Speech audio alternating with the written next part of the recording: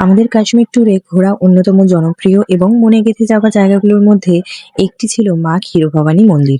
আর বাঙালিদের কাছে এই মন্দিরের গুরুত্ব আরো একটু বেশি, কারণ 1898 সালে স্বামী বিবেকানন্দ এই মন্দিরে এসেছিলেন। তাই এই জায়গাটি শুধু ধর্মীয় দিক থেকেই নয়, বাঙালিদের আবেগ ও ইতিহাসের সাথেও গভীরভাবে জড়িয়ে আছে। কোথাও যাওয়ার আগে আমার একটা ছোট্ট অভ্যেস আছে, সেই জায়গাটার ইতিহাস আর গুরুত্ব সম্পর্কে একটু রিসার্চ করে নেওয়া। এতে সেখানে গিয়ে সবকিছু আরো ভালোভাবে বুঝতে পারি।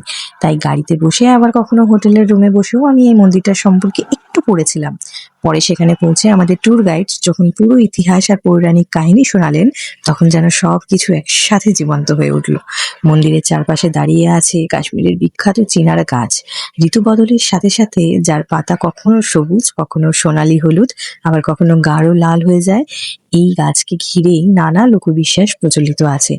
যদিও এসবের ঐতিহাসিক প্রমাণ নেই, তবুও জায়গাটার সৌন্দর্য আর রহস্য যেন আরো বেড়ে যায়। জানেন, মা ক্ষীরভবানীর আসল নাম রাগনা দেবী।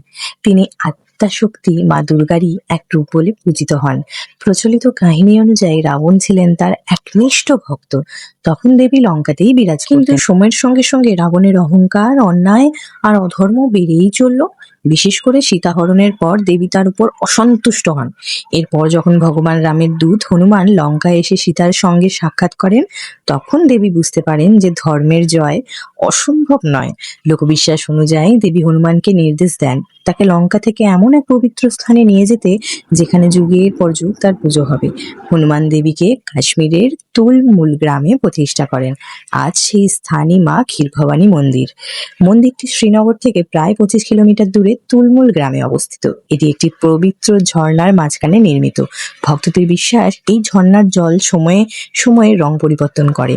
সাদা, নীল বা হালকা সবুজ রঙকে শুভ এবং গাঢ় বা কালো রঙকে অশুভ সংকেত বলে মনে করা হয়। যদিও এটি একটি ধর্মীয় বিশ্বাসের অংশ, এর বৈজ্ঞানিক কোনো প্রমাণ নেই। দেবীর প্রিয় নৈবেদ্য ছিল ক্ষীর বা দুধ চালের পায়েস। সেই থেকেই তার নাম হয় মা ক্ষীরভবানী। আজও ভক্তরা মাকে ক্ষীর নিবেদন করে। প্রতি বছর জ্যৈষ্ঠ অষ্টমী তিথিতে এখানে বিশাল ক্ষীরভবানী মেলা বসে, যেখানে হাজার হাজার ভক্ত সমাবেত হন।